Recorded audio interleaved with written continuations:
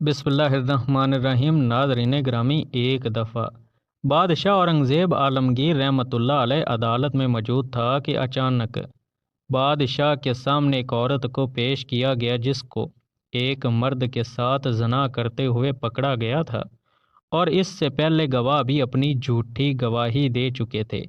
تمام حاضرین اورنگزیب عالمگیر رحمۃ اللہ علیہ سے توقع کر رہے تھے کہ بادشاہ اس عورت کو شریعت کے مطابق ایک نامحرم کے ساتھ زنا کرنے کی سزا سنائے گا۔ ناظرین، اورنگزیب عالمگیر رحمۃ اللہ علیہ نے اس عورت کو کہا کہ تم اپنی مکمل داستان تمام لوگوں کے سامنے سناؤ تاکہ لوگوں کو پتہ چل جائے کہ تم نے کس مجبوری میں گناہ کیا اور تمہیں کیا سزا دینی چاہیے۔ ناظرین، اس عورت نے کہا، بادشاہ سلامت، میں ایک چرواہے کی بیٹی ہوں۔ میرا باپ بکریاں چراتا اور ان بکریوں کو بیچ کر ہمارا زندگی کا گزر بسر ہو رہا تھا۔ چند دن پہلے میرا باپ ایک چھوٹی سی پہاڑی پر اپنی بکریاں چرا رہا تھا کہ میرے باپ کا پیر پھسلا تو وہ پہاڑی سے گر گیا اور اس کی ٹانگ میں شدید چوٹ آ گئی۔ حکیم صاحب سے اس کا علاج کروا رہے ہیں، لیکن ابھی تک میرا بابا بغیر سہارے کے چل نہیں سکتا۔ اس لیے مجبوری میں آ کر جب میں نے دیکھا کہ ہمارے ریوڑ بھوک سے مرنے لگے ہیں تو میں نے اپنے بابا کو کہا کہ اب جانوروں کو اور خود کو بھوک مرنے سے بہتر ہے کہ میں خود اپنی بکریوں کو لے کر جاؤں اور ان کو چرا کراؤں۔ میں ریوڑ کو لے کر چل پڑی۔ مجھے بکریاں چرانے کا کوئی تجربہ نہیں تھا۔ کبھی ریوڑ ادھر چلا جاتا تو کبھی ادھر۔ بکریوں کا ریوڑ میرے قابو میں نہیں آ رہا تھا۔ میں چراتے چراتے بکریوں کو ایک نہر کے کنارے لے گئی۔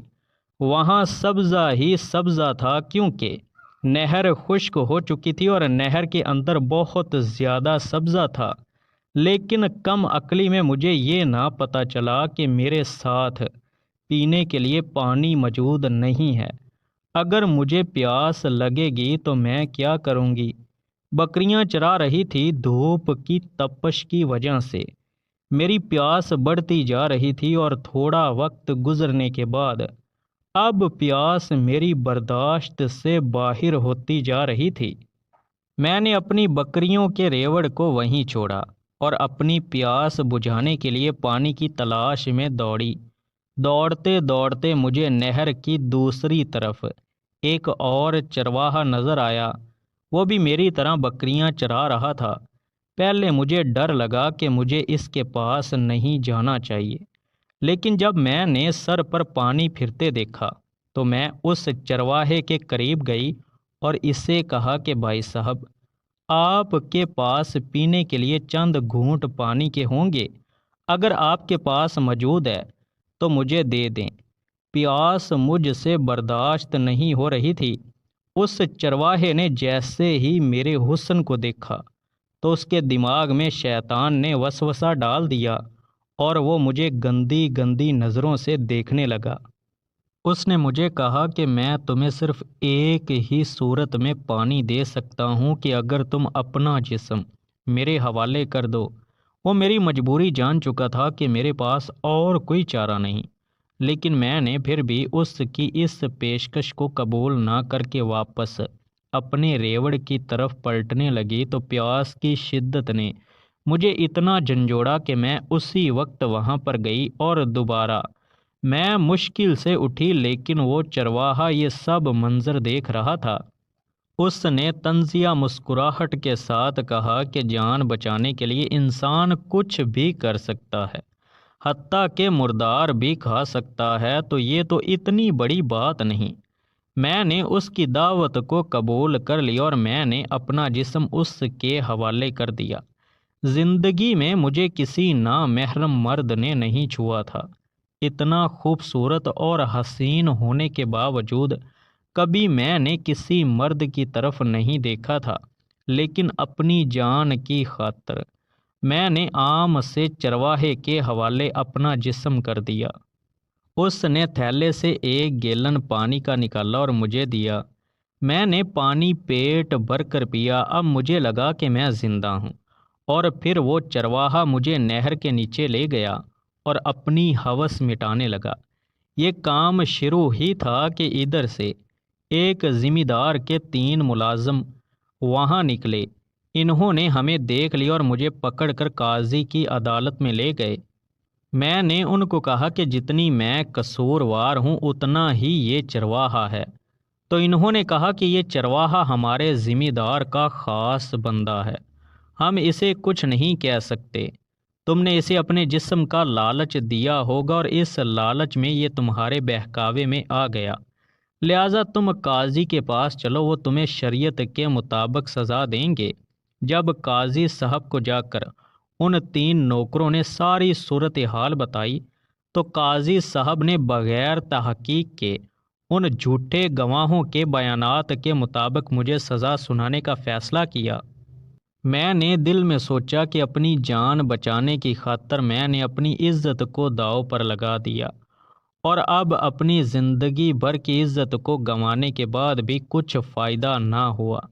مجھے اپنے سے زیادہ مجھے اپنے معذور باپ کا دکھ دکھائی دے رہا تھا۔ میں سوچ رہی تھی کہ اگر مجھے سزا ہو گئی تو میرے باپ کا کیا ہوگا، جو اٹھ کر ایک گھونٹ پانی کا بھی نہیں پی سکتے۔ اس کی دیکھ بھال کون کرے گا؟ جب میں نے یہ سب سوچا تو اس وقت میرے قدموں میں جان آ گئی اور میں وہاں سے قاضی کے سپاہیوں سے ہاتھ چھڑا کر وہاں سے بھاگ نکلی۔ دوڑتے دوڑتے مجھے آپ کے سپاہیوں نے دیکھا تو انہوں نے مجھے پکڑ لیا اور پوچھا، اے خاتون، تم ننگے سر کیوں بھاگ رہی تھی؟ تو میں نے ان کو ساری صورتحال سے آگاہ کیا۔ آپ کے سپاہی آپ کی طرح بہادر، ایماندار اور با کردار انسان ہیں۔ انہوں نے کہا کہ اب ہم آپ کو اورنگزیب عالمگیر رحمۃ اللہ علیہ کی عدالت میں پیش کریں گے، وہی آپ کا فیصلہ کریں گے، اور اس لیے مجھے اتنی بڑی محفل میں، جو کہ اورنگزیب عالمگیر رحمۃ اللہ علیہ نے تمام وزیروں اور مشیروں کے لیے کی تھی، مجھے ایک ملزم بنا کر عدالت میں پیش کیا گیا۔ جب یہ بات اورنگزیب عالمگیر رحمۃ اللہ علیہ کو اس لڑکی نے بتائی تو آپ رحمۃ اللہ علیہ نے اس عدالت میں موجود مختلف قاضیوں سے کہا کہ آپ کے علم کے مطابق اس عورت کا کیا فیصلہ ہونا چاہیے تھا، تو تمام قاضیوں نے اپنی اپنی رائے دی۔ ناظرین، کسی نے کہا کہ گناہ تو بس گناہ ہوتا ہے اور گناہ کے بدلے میں صرف سزا ہوتی ہے، تو کسی نے کہا کہ یہ عورت بکریاں چرانے ہی کیوں گئی تھی، اسے گھر میں رہنا چاہیے تھا، تو کسی نے کچھ کہا تو کسی نے کچھ۔ اب تمام قاضیوں کے بیانات سے اورنگزیب عالمگیر رحمۃ اللہ علیہ کو پتہ چل چکا تھا کہ اس لڑکی کو سزا ہوگی، اور لڑکی خود ایک نامحرم مرد کے ساتھ اپنے گناہ کا اقرار کر گئی تھی۔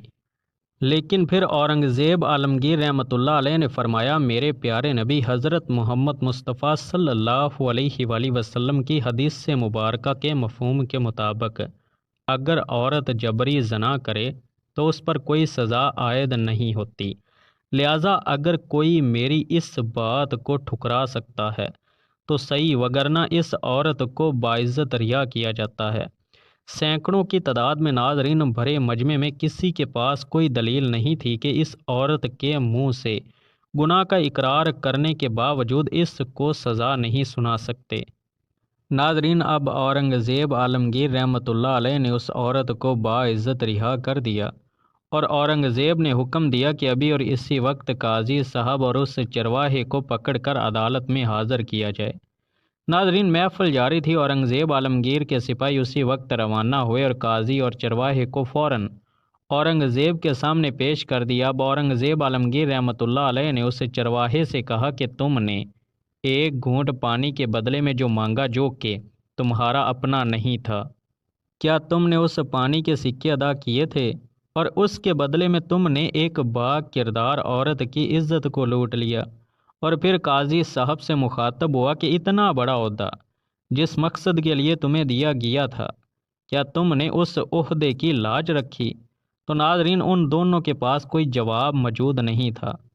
اب ناظرین، اورنگزیب عالمگیر رحمۃ اللہ علیہ نے بھری عدالت میں ان دونوں کو سخت سے سخت سزا سنا دی، اور پھر اعلان کیا کہ اگر کبھی بھی کوئی قاضی چاہے، مدعی چھوٹا ہو یا بڑا، اگر انصاف پر مبنی فیصلہ نہ کرے اور امیر اور غریب میں فرق کرے تو اس کا انجام اس قاضی اور چرواہے کی طرح ہوگا۔ اور اس کے بعد ناظرین، اورنگزیب عالمگیر رحمۃ اللہ علیہ نے قاضی کو اپنے عہدے سے برطرف کر کے زندان میں ڈال دیا۔